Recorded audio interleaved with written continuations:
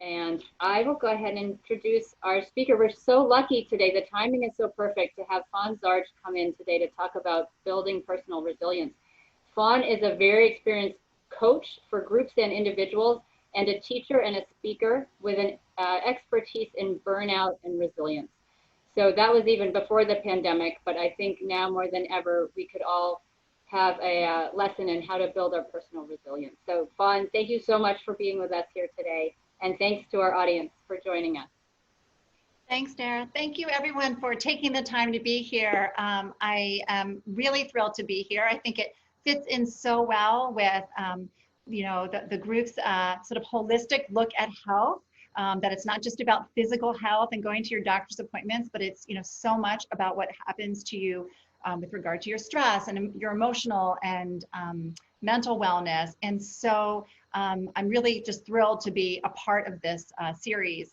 It's really interesting. I would say that before, say a year ago, if I were starting this session, I would start the session by asking everyone to think to a time in their life when they maybe have felt really tested, have had to sort of draw on their strengths and have had to maybe show some personal resilience. Usually some people in the group might share some experiences. I mean, we certainly have all been tested at times, but not everybody would share. Now, in this case, we have a real shared experience, what we've all been going through almost this entire year now.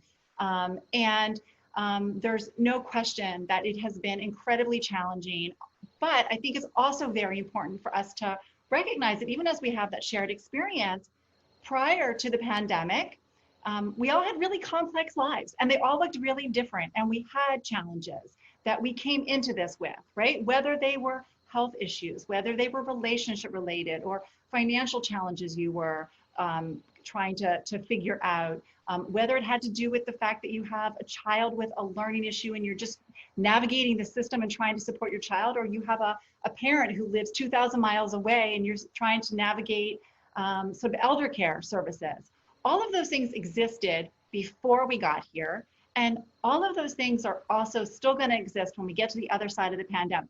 And we will. I don't know when. I wish I could answer that question. I know we all do, but we will get there. And so the reason I share all that is because even though this has been a topic that has certainly been talked about a lot lately, everyone's talking about resilience. I even had someone say to me the other day, if I hear the word resilience one more time, I'm gonna just die. I just can't stand it. But the truth of the matter is it's really a core competency that we need. It's something that we're gonna need when we get to the other side of this. And it's something that really helps us get through all the ups and downs in our personal and our professional lives. So it's a very, very important skill. Before I share with you what we're gonna do today, I just wanna suggest for anybody who wants to share, it would be great to put into the chat, if you don't mind, what brought you here today? What's something that you might be grappling with in particular, or something that would really be helpful to touch on today? And I'm certainly going to do my best to do that. Now, I'll tell you, the biggest challenge for me today is the fact that we have about 2 weeks worth of information that we're going to try to get into about 45 minutes or so that I can leave some time for questions and answers at the end. But in general, just to give you a quick sense of what we're going to do, one is we're going to make sure that we're all starting out on the same page in terms of what it really means to be resilient and stress hardy. And we're going to spend some time also thinking about our own thinking and how that really plays a role here. And then most of all, what I really hope is that as we talk about these strategies today, that you leave here with a couple more tools that you can immediately put into practice. And I think what's very important to think about as we go through the session today is that they're not all going to resonate with you. Not everything that works for someone else is going to work for you, whether it's just because of who you are or the reality of your life. But I ask that you sort of approach this with an open mind and think about trying some things that might be a little bit different for you. Now, before we really talk about resilience, I think it's also very important to talk about stress, right? What is stress? And for many of us, when we hear the word stress, we get a very sort of visceral negative feeling like, oh, push it away. It's all stress is bad. We don't want to have stress in our lives. But here's the thing, is that not all stress is bad. right? We know this. Stress is actually really motivating. It's what pushes us to get the project done on time. It's what pushes us to get out the door to make it to our, our daughter's soccer game. It's what, sometimes pushes us to exercise when we don't want to exercise, right? And we all know that there's sort of an optimal level of stress, right? Not enough, and sometimes we don't feel motivated. That's why many of us work well on deadline. And then when you get too much, that's when you really get into trouble, where you start to experience the real impact of stress and burnout and those sorts of things. And so we're trying to stay in that sweet spot. And one of the things that will really help us do that is resilience. So why am I showing you a picture of Biosphere 2? For those of you who may not be that familiar with Biosphere 2, this was an experiment.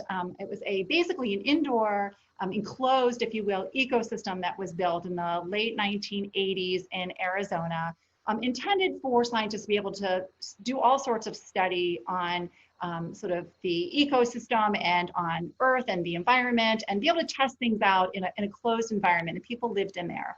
Now, it's debatable. We're not going to talk about it, whether it was a success or not a success. But one very interesting thing was learned. Well, lots of things were learned, but one interesting thing that I'm going to share with you, and that is what happened to the trees. And so they planted these trees, and the trees grew. They actually grew faster than they normally grow. But what they found was that before they reached maturation, well before their time, they would fall over after they got to a certain height. And so when they looked into this, they looked at the root system and they looked at the bark on the trees. What they determined was the trees have never developed stress bark, which is something that trees normally develop. And it's basically what allows them to be robust and to be hardy and to withstand the elements, and to do that and still thrive. And so in a way, resilience is like our stress bark, right? We need stress. We need a little bit of stress, and we need to have the tools to cope with it so that we can have the benefits of what stress brings us and keeps our lives really interesting and enriching, but to be able to navigate all the ups and downs that come along the way. Because what's important to understand is that when we need resilience, it's not just for adversity and for things like a pandemic or for tragedies, right? Sometimes we need resilience for things that we introduce into our own lives, right? Changes that we make, whether we choose to get married or we relocate or we take the promotion, things that bring us stress because we've gone after them and we want them. But it doesn't mean that we're not going to experience stress and that we don't need to figure out how to navigate that. So with that said, let's just make sure that we understand what resilience is. Most of the time when you talk about it, when you ask people what it is, most people will say, oh, it's about bouncing back. And yes, it is about bouncing back from difficult situations. But in a lot of ways, that's a pretty simplistic definition, right? It's not just about bouncing back, and it's not about becoming completely bulletproof to the things around you. It's about being able to be flexible and adapt. Whether you're facing a small setback, whether you're facing a big challenge, adversity, certainly the uncertainty and ambiguity of what we're all going through now, it's being able to do that and not just get through that, but to do that in a way that, one, allows you to really see where the opportunities are, where the learning is. And I think a lot of us are doing that. There's a lot of talk about that now, which is great, about what we're learning about ourselves and what we're learning about other people. And so, how do you learn as you go through whatever change and challenge you're experiencing, and also to do that in a way where you don't get crushed along the way, right? If you get shredded as you go through it, that's not great either. Now, I want to say, and this is really important, this is not to make light of any of the very, very serious challenges that people are facing that are hard to navigate. You are allowed, we are all entitled to feel wrecked now and again. And there are real things that are going to do that to us. But what we want to avoid is staying in this place for too long. And so, that's sort of the key here. And the other thing that I will say is that as you think about this, and you might say, gosh, I've never been somebody who's been very resilient. That's okay. We're all born with a certain amount of sort of hardwiring in us. For anybody who has more than one child, you've seen this, right? You sort of already see sort of how your kids are different. So we have a certain amount of hardwiring, but the good thing is you can move along this continuum. You can learn this and become more resilient. When you think about somebody who's resilient, right? Think about the most resilient person you know. Someone usually comes right to mind. what are those things that are about them that you go, gosh, I wish I could be like that, or it's just such an admirable quality. And usually these are the things that we hear, right? Gosh, they seem to let things roll off their back, or they have the ability to laugh at themselves. They know what to let go of, and what they can actually do something about. Oftentimes people will say they know where to get support, right? So all of these things that you see here, and I'm not going to read through all of them, but all of these things are the things that we're trying to achieve. Don't worry, you don't have to be all these things. None of us are all of these things, but these are the things that really allow people to be what is often referred to as stress hardy. So let me explain where this term comes from. There was a researcher in the late 1970s by the name of Suzanne Kobasa. And what she did was she did a bit of a longitudinal study, I say that right, at AT&T when they were going through a big organizational change. It was very, very stressful. And what she determined was that those employees who most successfully got through this transition, they had these three qualities. They were committed to something sort of that gave them their lives some real meaning and purpose, something larger than themselves. They saw changes as challenges. That doesn't mean that the changes weren't hard, but they saw them as challenges to grow, right? They saw the opportunity in them. And then they also had a really good sense of control, again, meaning that they could see where they had to let go, certain things that we didn't have control over, right? I'll use the example of this pandemic. None of us know, unless you happen to work for one of the companies trying to get a vaccine, most of us are not involved in that, right? We don't have any sense, we don't have any control as to when that vaccine is going to come, right? So what are the things we have control over, and what are the things that we don't, right? And obviously the key is that then figuring out those things that you do have some control over, taking some steps to move forward with those, and we're gonna talk about that.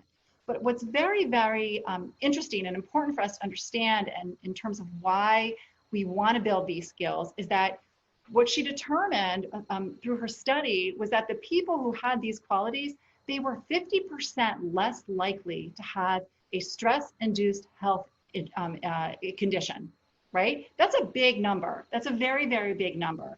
And so we really want to pay attention to that. So as you think about this is sort of in a lot of ways the roadmap to resilience, right? People who are resilient, and what we're trying to achieve is that they approach change realistically. They accept themselves, all of it, the good, the bad, and the ugly. All of us have, we all have a mix of qualities we bring to this and a mix of skills we bring to this. And people who are resilient accept that about themselves. They're not perfect. And they build strong relationships. And this means with themselves in terms of how they care for themselves. It means with other people, they know how to build a support system, and with something bigger than self. As mentioned, this idea of having a sense of purpose. So let's jump right in and talk about that, approaching change realistically, right? And when you look at this phrase, because this is a big part of what we have to learn to do as we become more resilient, is you look at this and it's approach change. Well, what does that mean? It means, well, I've got to look at it and figure out, well, what do I have to accept and what can I do something about? And do it realistically. Really, what this means is, how do I look at this situation for what it really is and figure out how to move forward? And to answer that question, we have to step back, we have to slow down, and we have to be honest about how we think about things, how we talk to ourselves, right? Because sometimes we are the ones getting in our own way. It's how we think about these situations that sometimes creates a really big problem for us. So let's think back for a second to when we were teenagers. I know, not so much fun for all of us to think back. I don't always want to, I sort of cringe a little bit as I think back to my teenage years. But think back to when you were a teenager, just for a moment, and you were getting ready to go out. And whether it was friends, you're getting ready for a date, and you looked in the mirror and you saw that you had a pimple on your face. Just one, right? But what did most of us do? Oh, we were like, no way. Oh, this is horrible. I can't go out. I look heinous, right? We just really catastrophized the entire situation. Guaranteed, we did not look heinous, right? But That's how we talk to ourselves. That's the lens through which we saw that experience. Now, most of us today would not let that stop us from going out the door. At least I hope none of us would. But we have our own sort of adult versions of doing this, where we catastrophize or we personalize the situation, or we see it's either one way or the other. There's no in between. Or we really filter out, the possible good that might come out of a difficult situation, right? So we say things like, well, why would he change the deadline? I'll never finish on time. Or, I was so anxious during that interview. I'm never going to get hired, right? Or something any parent has said from time to time, I can't believe I yelled at my 3-year-old that way. I'm the most horrible mother, right? We've all done those things, and we wind up really covering sort of then how we can move forward. Now you might ask, well, Faun, why does this really matter? Like, we're all hard on ourselves. That's a human thing to do. Yes, it is a human thing to do. But the reason that it's important, and it's important to really understand this, is because when you do this to yourself, when we all do this to ourselves, when we think this way, we really diminish our ability to see the options to move forward, right? Neuroscientists have looked at this, and they have really determined that when we are feeling anxious and when we're feeling fearful, we have a much more difficult time seeing those options. We have a difficult time actually seeing the situation for what it really is, the reality of it. And that's an important piece, is to actually be able to look at it realistically and say, okay, what are the real challenges here? Be able to say, okay, here are the things I can't do anything about. Here are the possible opportunities. Here are some different ways that I might be able to move forward.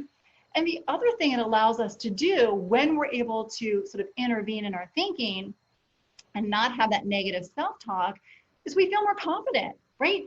Even when a situation is really hard, it's very important how we feel about our ability to get through a situation, right? If we're feeling really fragile and insecure and unsure of ourselves, it's harder to make tough decisions. It's harder to take risks. It's harder to reach out and get support and do the things that might really be necessary in order for us to step forward. So it's very important to be able to do this. So I want to explain a little bit more deeply how this works. All of us have this mindset, right, through which we sort of see the world. It's conditioned. It's a product of our DNA. It's a product of experiences we've had, how we've been raised. But we all have a lens through which we see the world, for better or for worse. And sometimes we see things accurately, and sometimes we see things distorted. But as I was just alluding to, if you see things in a distorted way, you can very quickly get yourself into a full-blown stress response. And that's really not what we want to do. What we want to do is we really want to move from, an emotional reaction, if you will, to a much more thoughtful response, what's sometimes called response flexibility, right? And so again, think back to those qualities we were talking about and those people that we admire, right? They tend to keep their cool, even in very stressful situations. And in a lot of ways, that's because they have learned to intervene with their thinking. It's not that people who are resilient don't ever have those emotional responses in their head, right? That initial kind of reaction that they might have. But the difference is they're able to curtail it so that they can find a way to start moving forward. So as I was saying before, this is something that really can be learned. And so let me just give you an example to try to illustrate this. So let's just imagine, I'll just use a simple work example. So say you're at work and you've been working on this very important report for several weeks. You knew it was very important to your boss, and your boss says, please get this to me by Tuesday at 5. Okay, so you do. Get that in, and now it's around Thursday, 4 o'clock, almost 48 hours later, and your boss has said not a word to you. So what might you be thinking? Well, most of us, because we're human, we start to doubt ourselves, and we start going, I blew it. My boss is really unhappy. I did not get this report right? So that's what you're thinking, right? So then how are you feeling? Well, obviously not well, right? You're probably starting to feel a little anxious. You might start to be having even some physical symptoms, right? Your stomach is upset. You don't feel like you can eat. You're feeling just like really just unsettled, if you will. Then what's it doing to your mood? Probably not a good mood. And then that translates into how we behave, right? That's when a colleague asks us a totally innocuous question. And what do? We jump at them, right? Or we send off a sort of a snarky email. That's not what we want to do. So we're human. We understand why this happens, but we have to figure out how to intervene. Now, interestingly, one of the best ways to intervene in our thinking is to really ask ourselves questions, right? To be very intentional and deliberate in trying to curtail our thinking and knock off some of that negative sort of thoughts running through our head and consider other possibilities here. So these are some of the questions that I really like. I happen to love this first one about how might someone else view the situation, as well as, what would I tell someone else facing the same circumstances? And the reason I like those is because we are notoriously more difficult on ourselves than we are on other people. And so if you sort of try to put yourself in someone else's shoes, or pretend someone is in your shoes and how you would talk to them, we're probably going to be a lot kinder. We're probably going to be a lot more realistic.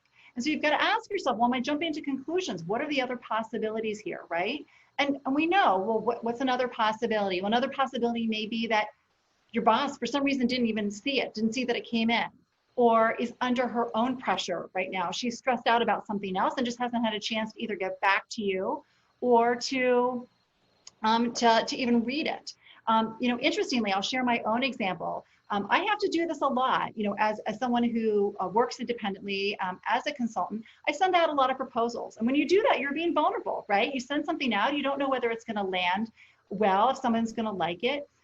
But I've gotten better at this by asking myself these questions. So just recently, I sent out a proposal, and about, 10 days had gone by. I hadn't heard anything. And I could have very easily started doubting myself. And of course it occurred to me, well, maybe this isn't a good fit, right? You have to be realistic. But I didn't want to get myself to the place of, oh my gosh, I totally blew it, right? Maybe I did, but I wouldn't have really done myself a service by spending 10 days, in that sort of stress response, because I have to wait. I have to wait to see what happens. And I had to wait till an appropriate time to check in. So then about 10 days later, I checked in. And I sent an email off to say, hey, just checking in, want to see if you have any questions about the proposal. And I immediately heard back and she said, oh no, proposal looks good. I just have to get my act together, on my end, things are falling apart here, right? Now, it doesn't always end that way. Sometimes they'll say, yeah, I do have some questions. I have some concerns. We'll have to talk. But the point is, we waste a lot of time and energy getting ourselves into that full response. And we want to be able to stop doing that so that we can be more productive and figure out what it is that we need to do to move forward. A few other tips before we move into sort of this next section. When you're telling yourselves these crazy things, I can't handle it, think about changing that into a question. How can I handle it? Right? Or when you say, here's another tip, use the word yet. For any of you with kids, you may know that this is often used in classrooms in elementary school, to try to get kids to sort of see that they have abilities, they just haven't developed them yet, right? So we can do this as adults as well, right? So we might say to ourselves, I can't believe I've been laid off at this stage in my career. How will I ever find another job? Well, you could change that statement and to say, I'm not sure how I'm going to find another job yet. And we know from studies that just talking to ourselves hopefully helps make us more optimistic, right? So that's something we want to do. And then the other thing is talk out loud to yourself. Maybe you want to find a private place to do this, but again, the studies show that when you do that, when you say things out loud to yourself, your words really lose their power. And then take it a step further and force yourself to say out loud 3 options. You might have to dig deep, but 3 alternate thoughts to, whatever that situation is, to a way forward, right? And again, that's very, very powerful. So that's, sort of a quick, if you will, overview about how to intervene in your thinking. And as we think about moving into this next section about accepting ourselves, I do want to make one other point that we can't lose sight of, even when we're dealing with serious situations. And that is to please don't lose your sense of humor as you go through this. I'm sharing this quote here by, Dr. Siegel, who's talking about humor in terms of sort of how it helps patients. And we know that a lot of us are very familiar with how that, patients have better outcomes when they are able to maintain some levity and find laughter, even during difficult situations. But this is true in all facets of life. we know that we do better, we function better. It's a huge stress reliever for us. I think about an example when I went in and spent a week in a company helping them when they were going through massive layoffs. And these were employees who were sort of people who thought they were going to be lifetime employees at this organization. They were second generation employees, and they sort of thought, I'm going to be here forever. And it was very, very difficult for a lot of people, understandably. The folks who were doing the best were the folks who were finding the humor in the absurdity of it all, who were finding moments to laugh. And you can do this even during very sad personal situations. I remember years ago when my grandmother died, and she had dementia. She was in her 80s. She had lived a very full, wonderful life. And when my mom and my sisters and I were in her apartment packing things up, we went to move her floral centerpiece, which was a porcelain piece. And when we went to go move it, water came pouring out of it. And we had this moment where we realized that my grandmother, who had dementia, had been watering her porcelain flower arrangement. Now, we had a moment there to decide, was this very sad? Would this just sort of add to our sadness? Or was this a moment which was actually, for us, fall on the floor funny? And we chose the latter. And again, it's not to make light of these painful moments, but we know it didn't hurt anybody, right? We were just trying to sort of bring some levity to that moment. And so we always have a choice, and that's something very, very important for us to understand, even when we're dealing with very difficult situations. So now let's move into this next piece about, accepting yourself. Again, sometimes really easier said than done. We tend to be very, very hard on ourselves when we make mistakes. But the reason I share these quotes on the bottom, which I happen to really love, is that the truth is we can't avoid mistakes. We're going to make them, right? And sometimes they're going to be really big, right? Sometimes we are going to blow the presentation, right? Or we are going to back the car into the garage, and and those things are going to happen, right? But it's our attitude about them that is sometimes the bigger problem, not the fact that we're making the mistake. And so we have to recognize that we're human. And that's just it's just a very important, sort of idea to try to again, another way to reframe. The other thing to really think about when you think about accepting yourself is, I am sure that if I were sitting in a room with all of you and I asked you, who here has a difficult time accepting compliments? The vast majority of people in the room would raise their hands, right? And what do we do when someone says something great to us? Well, we downplay it, right? We say, oh man, it was just timing, or it was luck, or other people do it better than I do. We have to actually really recognize what we bring to the table. And why do we need to do that? Well, how does this have anything to do with resilience? Well, again, think back to what we were talking about before, is you need to have confidence to forge through difficult times, and you need to reinforce what those skills are. So when someone is telling you, yeah, you really did that well, or, you're a great listener, or I'm sure that you're going to get another job. You've really demonstrated your skill through your career, or I know that you will get through this terrible loss. It's going to be hard, but you're really good at drawing on supports when you need it, right? Whatever it might be that somebody is saying to you, really just try to say thank you. Do the best you can so that you can sort of internalize what those things are that you should feel really confident about. Now, something else to think about, and I sort of have alluded to a few times, is this concept of figuring out where you have control and where you don't have control, right? And we have to accept this. So let me share something with you. Not that I'm a Navy SEAL, but I've read a bit about the Navy SEAL experience, which sort of fascinates me. And what we know about Navy SEALs and what we hear is that those folks who are the best candidates as they go through the boot camp and the process of becoming a Navy SEAL, the people who are most successful are those people who are able to compartmentalize, prioritize, and then execute, right? And why do you think that is? Well, you think about the life of a Navy SEAL and what they have to do, right? They are doing extraordinary things in extraordinary sort of situations, have to overcome enormous hurdles.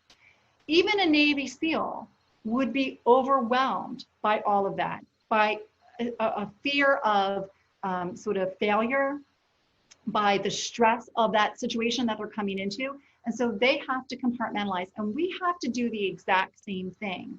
So let me give you a couple of examples of where I saw some people really took some time, but draw on their resilience in order to move forward through difficult situations. Someone I was coaching had relocated to another state for a job, and on day 2 of the job, realized huge mistake, like totally wrong job for them, wrong environment. They had just signed a lease for an apartment, had picked themselves up, moved. Now what, right? Really difficult situation. And so they had to figure out, okay, well, here I am, I'm in it. I have to face it for what it is. I have to see the reality of it. But what are the next best steps that I can take now? And sometimes, let me just say, sometimes it's not even the next best steps. It's what is the one next step that I can take. It's really making it very incremental so that it's doable for you, right? In this person's case, they had to figure out, okay, let me look at my finances. For how long can I live without a paycheck if I really want to leave this job immediately? Where else would I relocate? Do I want to look for another job in this area? Why did I relocate to this area anyway? Was it for the job or was it for the area, right? So if I'm going to move somewhere else, where, I have to do some research and figure that piece out. What made me think that this was going to be the right job, right? That's another question to ask themselves. That sort of, again, step by step by step. I also saw this in a very profound way a number of years ago when a friend was away with her family and 3 young kids. And when she was away, there was a house fire, and she came home and her entire house was, had a massive fire. And, that's really devastating. Again, how to move forward. And she really, it was just an example of resilience, right? Again, breaking it down into those tiny little steps. And that's sometimes all we can do. And so she figured, okay, I cannot move the insurers any faster, right? I can only do what I can do in that situation, but I can talk to my kids' teachers. I can find out about adjusting my own work schedule so that I can be available to them a little bit more. Again, breaking it down step by step by step. So I really encourage you that regardless of what the situation is that you're feeling, when it is overwhelming, take that step back and ask yourself sometimes the simple question of what is one thing that I can do right now to move myself forward? And usually those things start to build on themselves. We realize that we have the ability to move forward. Now, moving to this last section, as we talk about what really makes people resilient, we have to talk about the relationships that people have with themselves, with other people, and with that sense of purpose and something meaningful. Now, this next one, I'm not going to spend too much time on because I know that so many of the other webinars that you guys have had it around have been around these sorts of issues, which certainly should communicate to everybody how unbelievably important they are. But I have to talk about it at least a little bit because it is impossible to be resilient, to do all the things that we were just talking about, to intervene in your thinking, to slow down, to be more sort of, responsive versus reactive, if you are not taking care of yourself. Resilient people make this a priority. And I do also want to say that, in talking to lots of people over the last several months, I know that for some people, this period of time and changes that they've had in their lives and sort of their work setup has allowed them to actually do more of this, right? Because maybe they're not commuting, or they have the ability to take a walk during the day. For other people, this has become unbelievably difficult, right? Their routine, their gym routine is off. They are working, late at night because they're having to, help kids out with schoolwork and getting up early in the morning to try to get some work in before those kids are up again.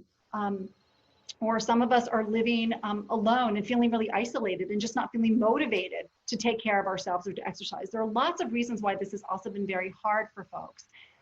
So a couple things that I suggest is one, to be very intentional about it. You have to tell yourself that this is something that's a core. This is sort of the foundation of everything when it comes to being resilient.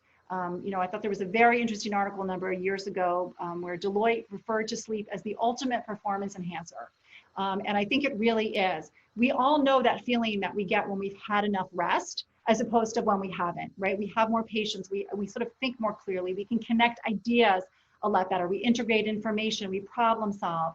And so we really have to say, this is something I want to do. And so that means sometimes really using your calendar to make sure that you're getting enough rest. Use your, if you have a Fitbit or some other device, use those tools to really help build some of this into your life. You might have to get creative about it. I can tell you the other day I had a really terrible night's sleep. And so even though I got up and I put my workout clothes on, I did not work out like I normally do. And I left my workout clothes on all day. And every chance I had, because the microwave was running, I was doing squats. I was just doing things, it wasn't my normal workout, but I just figured, okay, I'm going to keep moving. And sometimes we have to do that. Don't get stuck in, wow, I can't work out for an hour. I can't do that routine. Therefore, I can't do anything. Do something. It will really make a very big difference.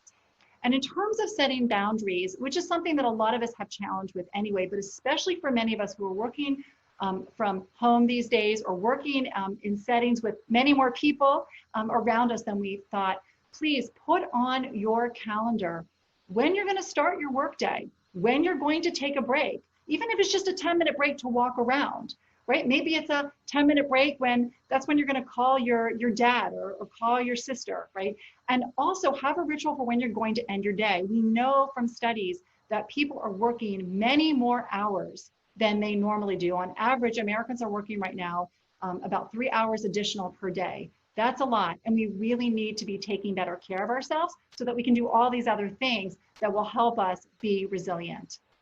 I'm going to keep being very mindful of the time. I want to keep moving us forward to the last two pieces. And one of them is this concept of your support. Think about the people who are around you.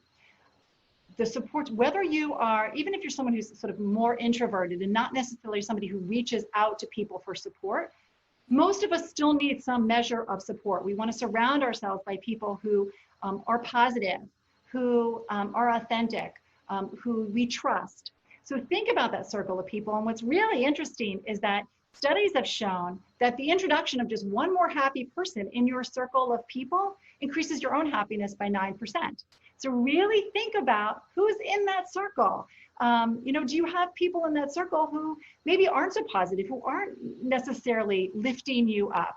Now, we can't necessarily sort of extract them from our lives. Some of them, if they're sort of casual friends, maybe we can. Other people we can't. But think about that, because that makes a big difference. And the reason that's also very important is you want to know who your go-to people are.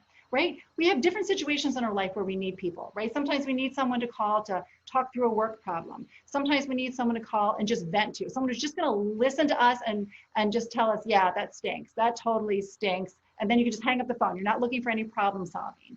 And then there are other people who maybe we can sort of, talk through a parenting issue with. Know who those people are, because sometimes it's not our partner even, right? You might really love your partner, but they may not be the best person to go to talk through a work situation, right? And so you've got to think about, who am I going to depending on what I need? And please don't lose sight of professional support. We know that people are really challenged right now and struggling with a lot of mental stress, mental health issues, depression. And it's for lots of good reasons. We're feeling very isolated. A lot of things have changed in our life. A lot of things have become very difficult for many of us. Those professional supports exist for a reason. Someone was sharing a very interesting story with me about when she was in her 20s and she went through a divorce. And she said, I had the best circle of girlfriends, and they were great. Everybody was there checking in with me, really trying to be a support, and they were terrific. There's nothing bad I can say about them. But none of them had gone through a divorce. We were all in our early 20s. No one had really known anyone our age who'd gone through divorce. And it wasn't until I joined that divorce support group that I really got the additional support that I needed. People who understood what I was experiencing and had some additional resources for me. That's why things like, Alzheimer's support groups exist. That's why there are groups for people who are raising children with certain kinds of learning issues, right? Because there's something about coming together with people who understand your situation. So really, please don't dismiss those. They're very, very important. And the other thing I want to remind everybody of, and you probably don't need a reminder because we all know it, But when we give support, we build our resilience. Find ways to sort of push that out, even in small ways. Even if you are totally overextended, you might have a very, very full plate in your life right now. But we can all find 15 minutes to do something for someone every single day. And that's what that FFO is. It's 15 for others. And I always encourage people, plug this into your calendar, make it a recurring event every day.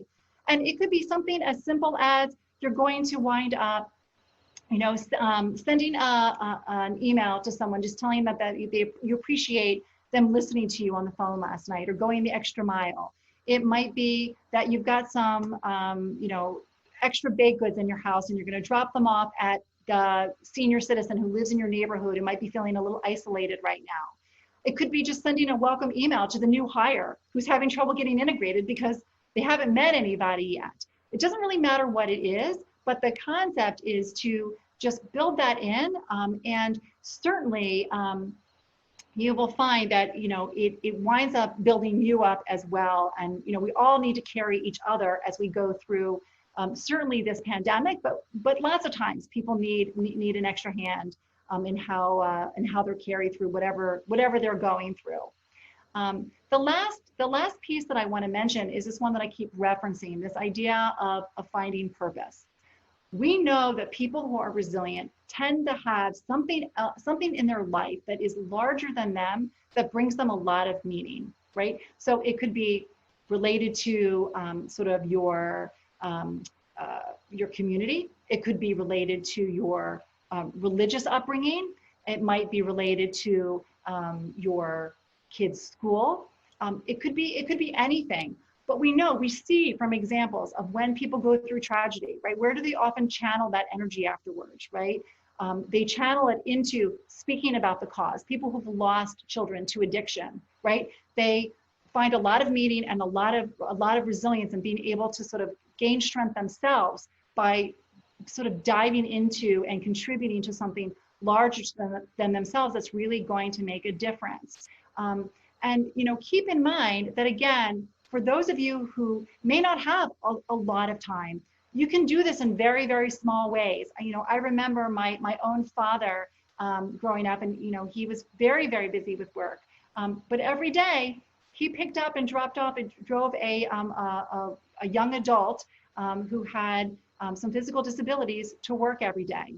And that was just something that he was able to do. He couldn't sit on committees. He didn't have the kind of time to necessarily devote to a larger cause at that particular point in his life, but it was something that he could do, and it meant something to him.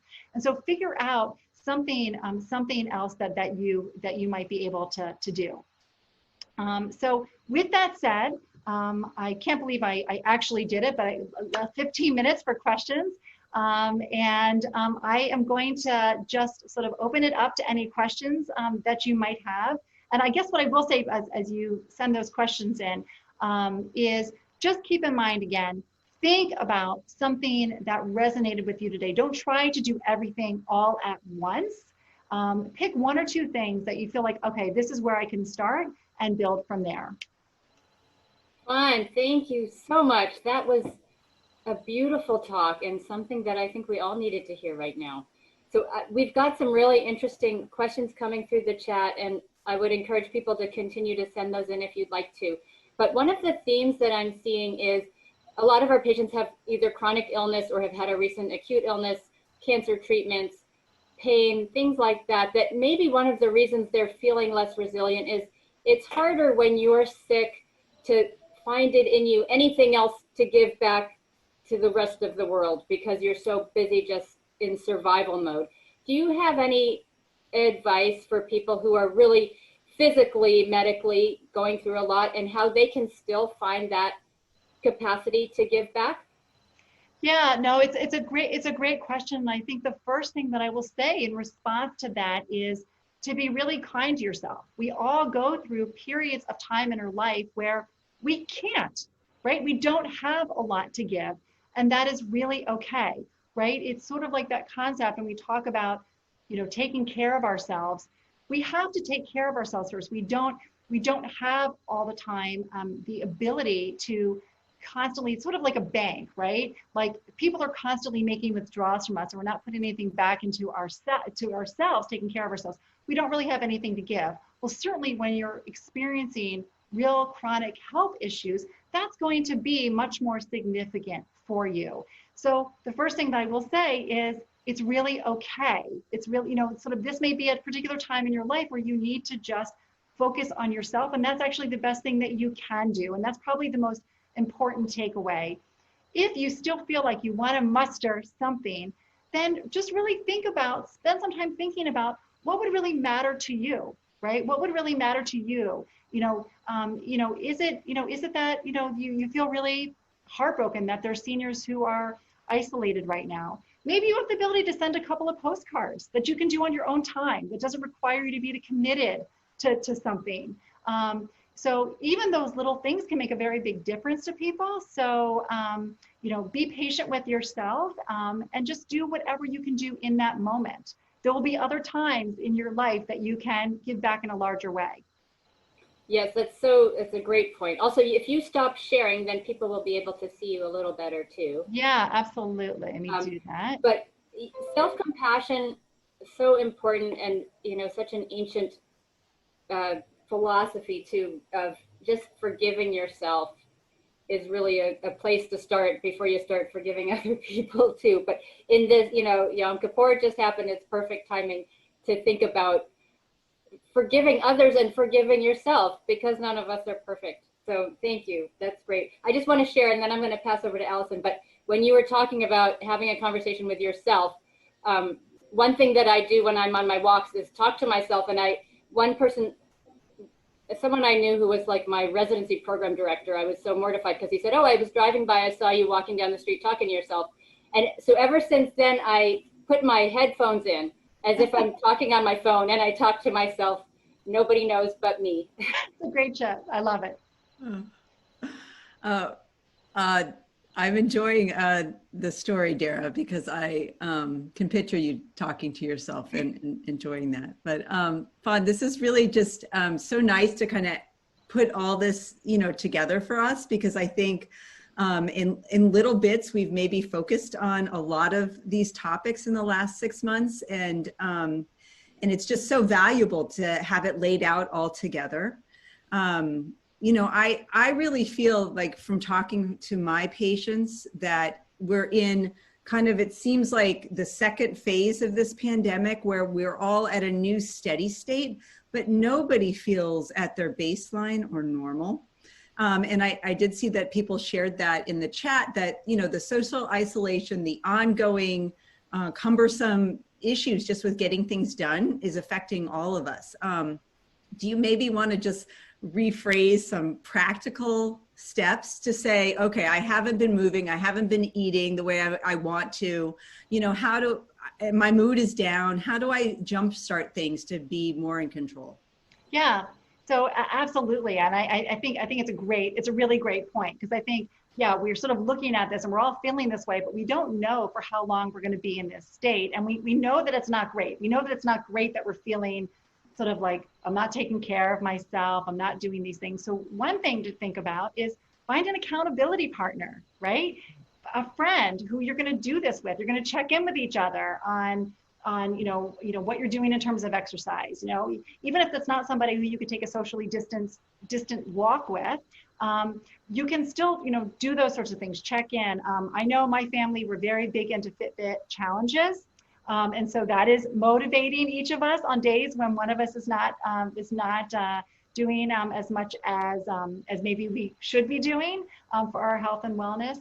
And again, I think this is where you do have to be creative. You think back to the slide where I was talking about taking care of yourself and the sleep and the exercise and what was referred to as personal fuel.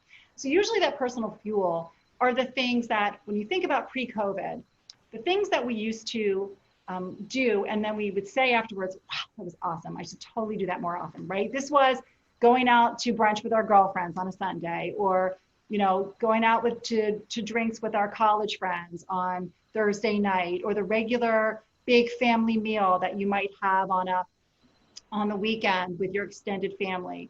So because those things are not happening anymore, we have to be much more creative in doing them and finding those sorts of connections. And those connections actually really help motivate us in a lot of ways. So if you're not Zoomed out, schedule a family call. I think a lot of people were doing that in the beginning, and it was really fun and novel for all of us. And it's sort of died down a little bit because we are online a lot. And yet we all really loved it, right? It's much more fun to be on those. There were lots of reunions that happened, camp reunions. Organize your college friends to get together on a Zoom, and sort of start those things again. And again, you could do something, you can even plan in terms of going back to the accountability partner, connect with a friend that you're going to walk with, or every day when you work out, you're on your treadmill, you're on your bike, that's when you're going to have a conversation with them. So you kind of have to get very creative to make these things happen. I love that advice because I think it's so important to feel like you're looking forward, right, to something, and also to be looking forward to the things that we know we want you to have as regular habits, right? Because yes. If you view exercise as a chore, guess what? You're not gonna do it every day. If you view healthy eating as a chore, right, you have to figure out the ways that you can really find joy, and make it yours personally. Right, exactly. And I always tell people when it comes to exercise, you have to follow whatever I say this to you, to whatever your physician is telling you to do. But for anybody else who just, needs to just do a regular routine, make sure that they're getting their heart rate up, do what you're going to stick with, right? So like for me, I always tell people, I do tend to exercise almost every single day, but I'm not the person who wakes up in the morning and goes, yes, I cannot wait to work out. That's not who I am. I have to have my exercise equipment in front of a television, and that's how I'm going to do it. And that's how I'm going to make it happen. And so figure out what works for you. For other people, it's about being outdoors. For other people, it's about doing it with someone or subscribing to a paid service, and that kind of commitment. But yeah, you do have to figure out what's really going to motivate you to stay with it, because it's really important, and you feel better when you do it.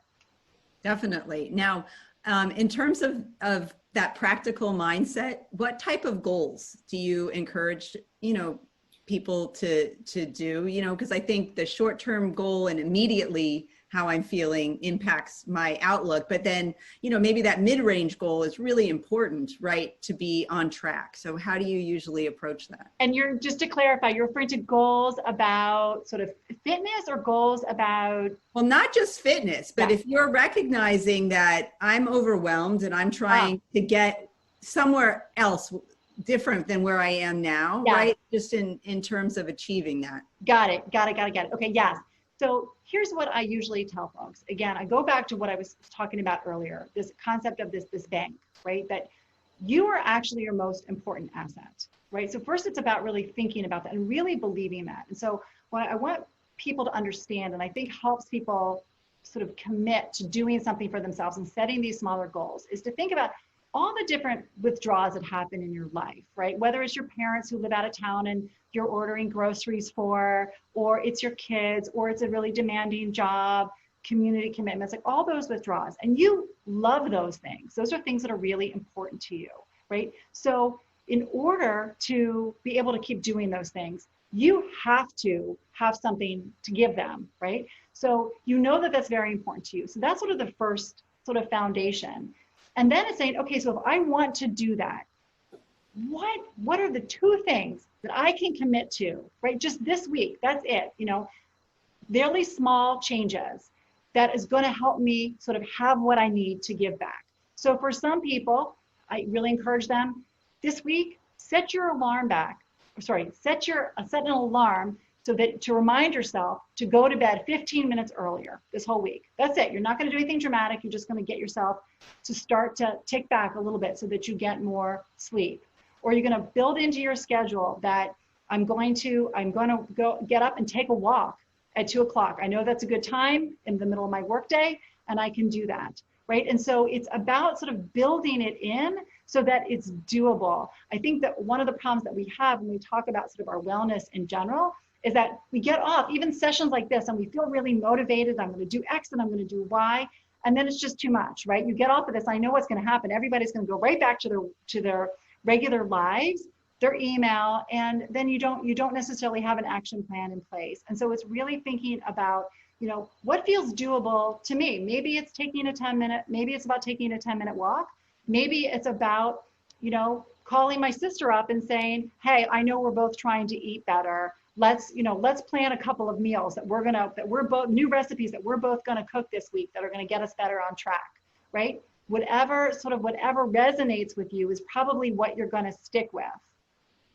And I think the idea of setting a micro goal, a realistic goal, is so important, because part of what's so overwhelming about this, as you point out, is it's impossible to do everything as we used to. And so we feel totally overwhelmed and give it all up and throw the whole baby out with the bathwater. But if you say, okay, I'm going to walk for 5 minutes, I'm not up for a big walk, and then you do that, then you feel at least a sense of accomplishment, success, rather than just this constant feeling of failure and disappointing yourself and others all the time, which gets really old really fast.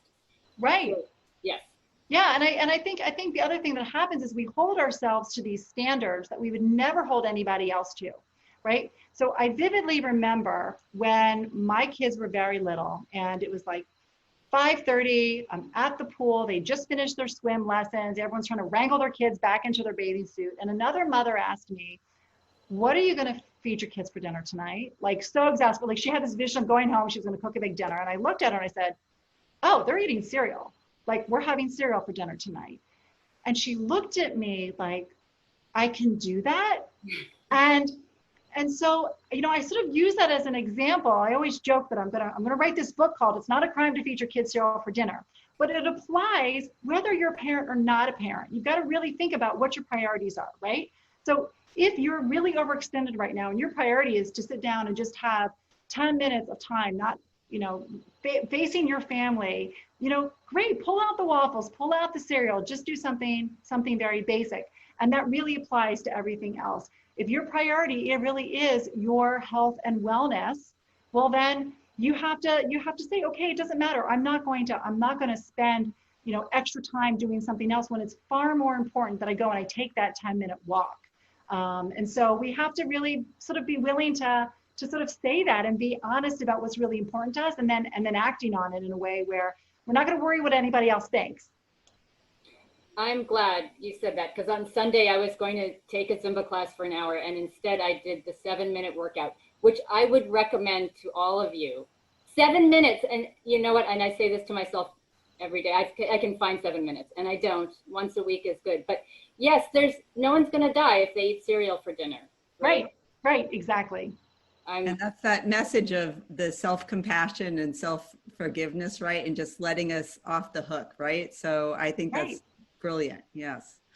And that's probably a really nice note for us to end on, because I think that in itself is very empowering, right? To just be thinking about what's bothering us from more the bird's eye view and get out of the weeds. So I have thoroughly enjoyed this discussion. So thank you, Faun.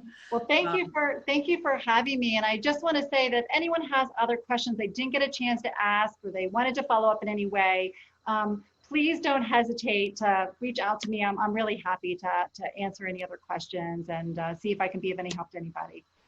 Thank you, Faun. And we're going to put Faun's contact information on the website when we post this recording of this session. And so keep an eye on your emails. We'll update you when we get the webinars back going, and keep an eye on the time, because we might shift it just a little bit. But thank you, Faun, so much. This was fantastic. And thank everybody for participating. It's wonderful. Thank you for having me. Thanks, everybody. Be well. Thanks, everybody. Bye-bye.